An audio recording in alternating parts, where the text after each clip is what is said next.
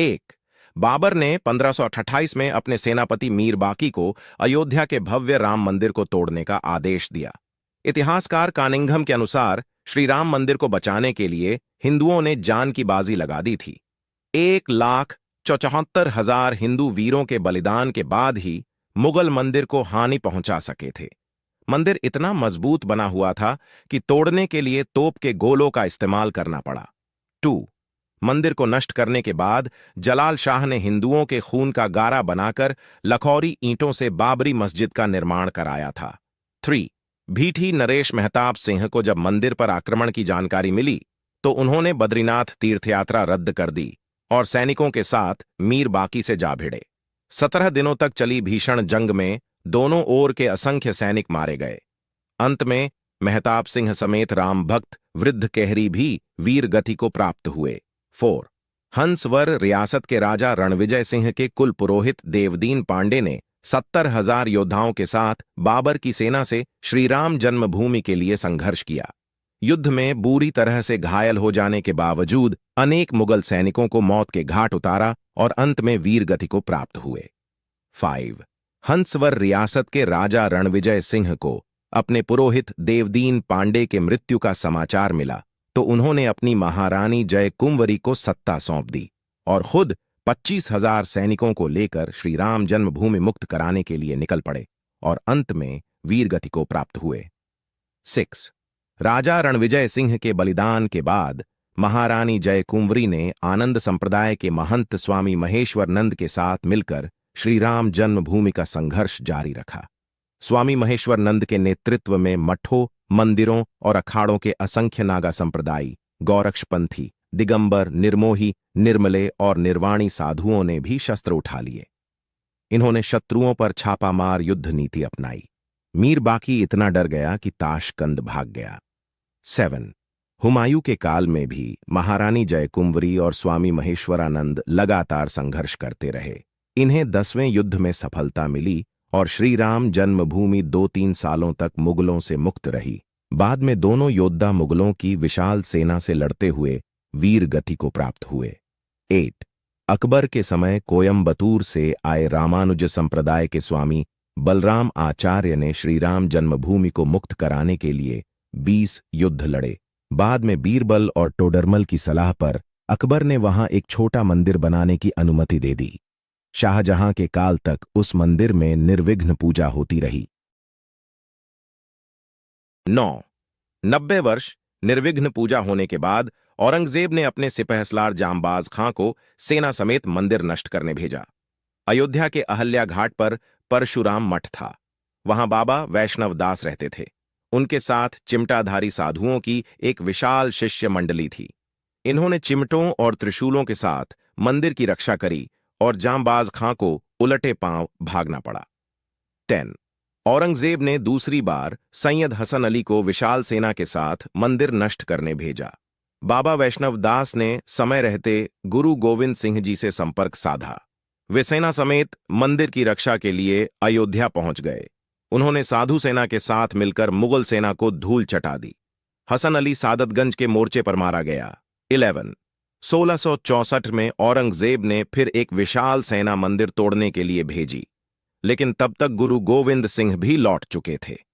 मुगल सेना ने चबूतरे पर बने लघु मंदिर को तोड़कर गड्ढा बना दिया, लेकिन श्रद्धालु वहीं आकर पूजा करते रहे। 12. अमेठी के राजा गुरुदत्त सिंह और पिपरा के राजकुमार सिंह ने नवाब सादत अली से श्रीराम मंदिर के लिए संघर्ष जारी रखा। हिंदुओं के लगातार हमलों से तंग आकर नवाब ने पूजा और नमाज दोनों की अनुमति दे दी। 13. आजादी से पहले एक अंग्रेज सिपाही अब्दुल बरकत ने फैजाबाद जिलाधीश के नायर के सामने बयान दिया कि 22-23 दिसंबर 1941 की रात करीब 2 बजे उसने मस्जिद के अंदर हल्की रोशनी देखी जो बाद में सुनहरी हो गई। इसके बाद घुंघराले बालों वाले 4-5 साल के एक सुंदर बालक को देखकर हैरान हो गया। थोड़ी देर बाद देखता है कि मुख्य द्वार का ताला टूटा हुआ है और मस्जिद में हिंदुओं की भीड़ एक सिंहासन पर मूर्ति रखकर पूजा कर रही है। 14. राम मंदिर आंदोलन के दौरान मुलायम सिंह यादव ने कहा था कि विवादित ढांचे पर परिंदा भी पर नहीं मार सकता। 30,000 से ज्यादा सुरक्षाकर्मी अयोध्या में तैनात कर दिए। लेकिन कोलकाता के कोठारी बंधुओं ने मुलायम सिंह के दावे की हवा निकाल दी। 23 साल के रामकुमार कोठारी और 20 साल के शरद कोठारी राम मंदिर के प्रति इतने समर्पित थे कि 200 किलोमीटर का रास्ता उन्होंने पैदल ही तय किया था, क्योंकि अयोध्या पहुंचने वाले सभी साधन रोक दिए गए थे। 30 अक्टूबर 1990 को विवादित ढांचे पर सबसे पहले चढ़ने वाला युवक शरद कोठारी था। फिर बड़ा भाई रामकुमार कोठारी भी ढांचे पर चढ़ गया और भगवा ध्वज लहरा दिया।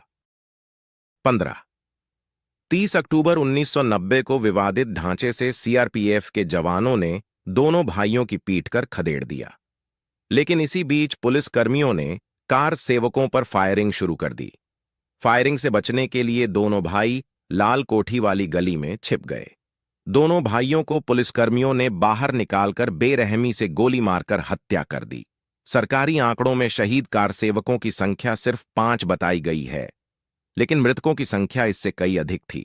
16 श्रीराम मंदिर के पक्ष में सुप्रीम कोर्ट का फैसला आने के बाद अयोध्या और आसपास के 105 गांवों के सूर्यवंशी क्षत्रिय परिवारों ने 500 साल बाद सिर पर पगड़ी और पैरों में चमड़े के जूते पहनकर अपने प्रण को पूरा किया। दरअसल इनके पूर्वजों ने 16वीं सदी में मंदिर बचाने के लिए मुगलों से युद्ध लड़ा था, लेकिन वे युद्ध हार गए थे।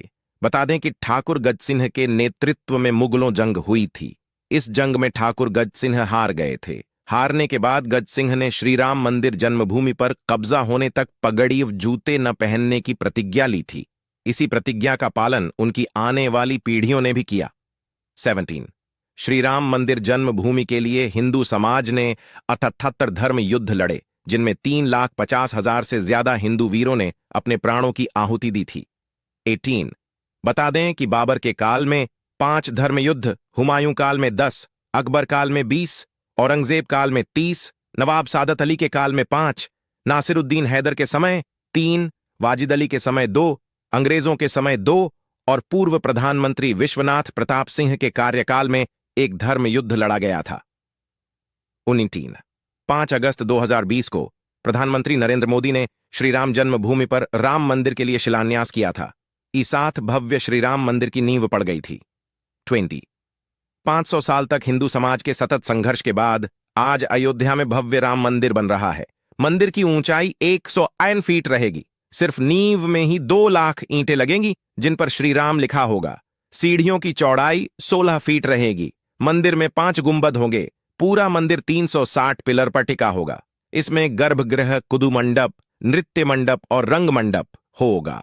बोलो जय श्री राम, जय सिया राम। मेरा नतमस्तक सभी उन हिंदू वीरों को जो आखिरी सांस तक अयोध्या राम मंदिर के लड़े। जय हिंद, जय श्री राम।